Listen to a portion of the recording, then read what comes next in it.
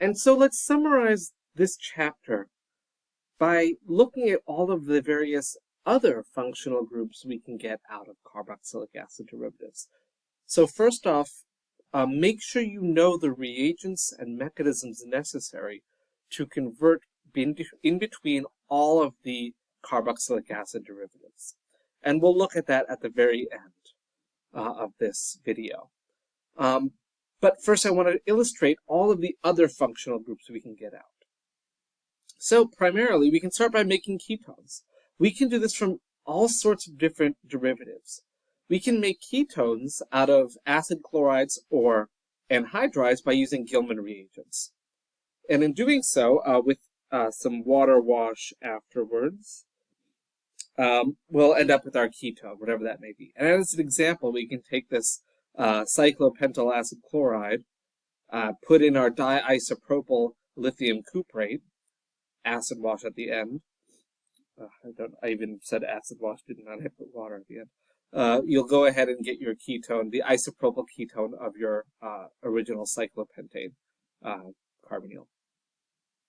You can take a carboxylic acid with some alkyl lithium reagent, again with the acid wash at the end, and get the ketone out. For example, if you take this propionic acid and put propyllithium in, you will get this 3-heptanone out at the end. So remember, first step for that, you deprotonate. Second step, it adds in. And then upon acid wash, that turns that hydrate down back into a ketone. And of course, we can take a nitrile and react it with the Grignard reagent followed by acid workup, and you'll get your ketone out. For example, you can take this 1, 2, 3, 4, 5, 6, I don't even know what this would be called. So I guess 5-methyl, 1, 2, 3, 4-methyl pentanitrile with say, another Grignard reagent. Say, how about this phenyl migber? Upon aqueous workup, you get the phenyl ketone of your original product. Note here, we don't add any carbons. We already have the nitrile there.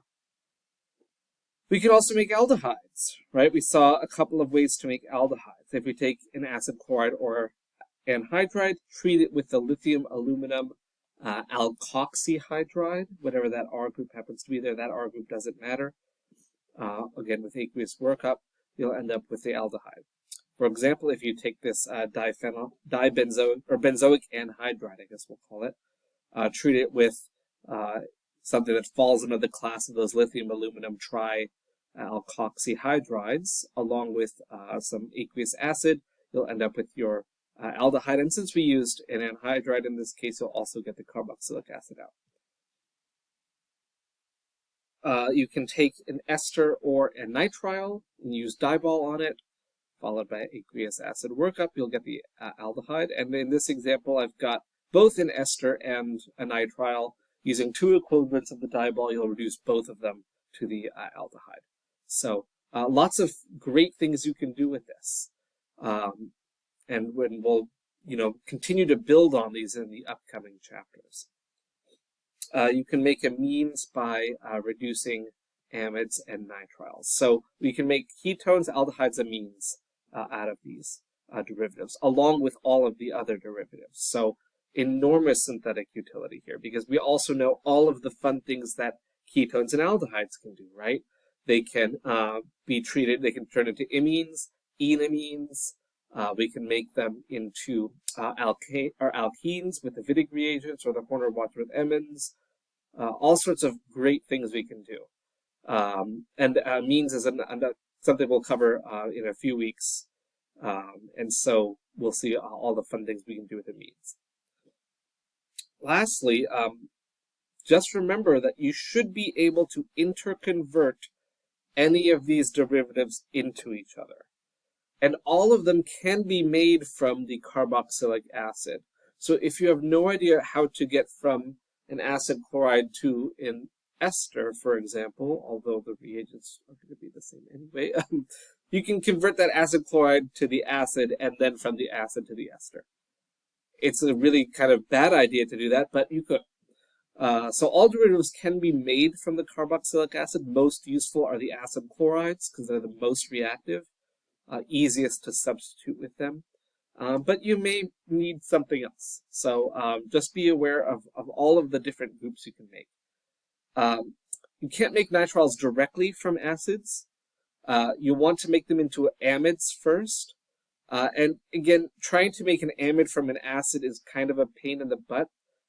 It's something that requires a lot of heat, a lot of time, a lot of prayer.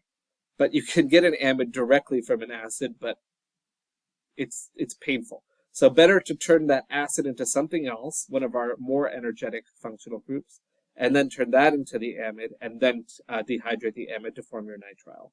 So just be aware of that. Everything else can be made directly from the acid, though.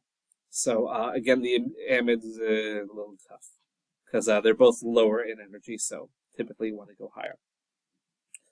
And so that'll conclude our chapter on carboxylic acid derivatives.